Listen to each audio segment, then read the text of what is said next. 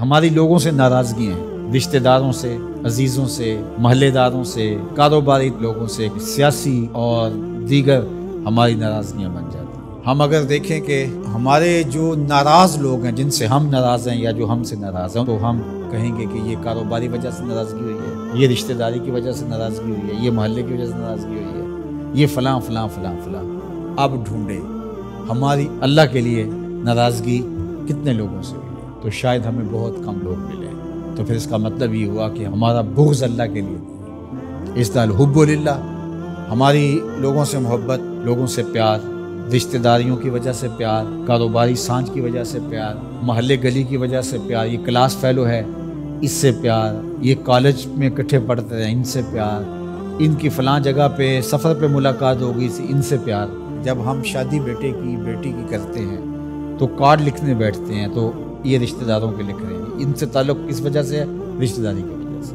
یہ گلی کے لوگوں کے لکھ لو، یہ کاروباری سرکل ہے، یہ میرے کلاس فیلوز ہیں، یہ لڑکے کے کلاس فیلوز ہیں، یہ لڑکے کے بھائی کے کلاس فیلوز ہیں، یہ ہمارے سیاسی رابطے ہیں۔ ان کارڈوں کو لکھتے ہوئے کبھی ہم نے یہ دیکھا کہ اللہ کے لیے کتنے لکھے، اس کے رسول کے لیے کتنے لکھے؟ اگر ہم یہ دیکھیں تو پھر ہمیں مبارک ہو، اور اگر ایسا کوئی بھی نہیں، ہماری دوستیوں کے سبب اور ہوتے ہیں، اور ہم کہتے ہیں ایمان کا مزہ نہیں آیا، ایمان کا سرور نہیں آیا، کہتے ہیں جتنا گڑ ڈالو گے اتنا ہی میٹھا ہوگا، تو تم نے گڑ ہی نہیں ڈالا تو اس پھیکے سے کیا مٹھاس آئے گی؟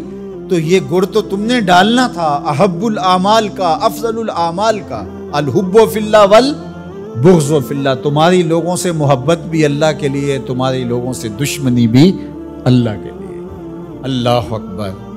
تو ہم نے وہ معیار ہی مقرر نہیں کیا تو پھر اس کا لطف، اس کی حلاوت کیسے نصیب ہوگی؟ رسول کریم صلی اللہ علیہ وسلم نے ارشاد فرمایا کہ لا یحق العبد حقیقت الایمان حتی یغضب للہ ویرضى للہ، کوئی شخص ایمان کی حقیقت اور حلاوت اور لطف اور مزہ نہیں پا سکتا جب تک لوگوں کے ساتھ اس کی ناراضگی بھی اللہ کے لیے ہوتی ہے، لوگوں کے ساتھ صلح بھی اور محبت بھی اللہ کے لیے ہوتی ہے۔ اللہ اکبر۔ فَإِذَا فَعَلَ ذَلِكَ اسْتَحَقَّ حقیقت، اور اگر کوئی شخص ایسا کر لیتا ہے، اس سے اس کی لوگوں کے ساتھ محبت اور نفرت کا معیار، اللہ کے لیے محبت اور نفرت کا معیار یہ ہے، تو پھر وہ حقیقت ایمان کا نور پا جاتا ہے۔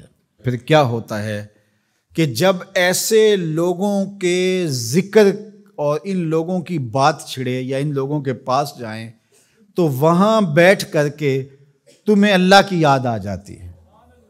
اور پھر دوسری بات ہے، جب تم اللہ کا ذکر کر رہے ہو، اللہ کا ذکر کرتے کرتے ان لوگوں کی یاد آ جاتی ہے، یعنی ذکر الہی میں یہ یاد آتے ہیں اور ان کی یاد میں رب یاد آتا ہے۔ اللہ اکبر۔ یعنی پھر یہ اللہ کے ذکر سے الگ نہیں ہوتے، تم یاد رب کو کر رہے ہوتے ہو تو رب کے یہ دوست بھی ساتھ یاد آ جاتے ہیں، اور اگر تم ان کو یاد کر رہے ہو تو ان کو یاد کرتے کرتے رب یاد آ جاتا ہے، کیونکہ تمہاری ان سے محبت ہی اللہ کے لیے ہے۔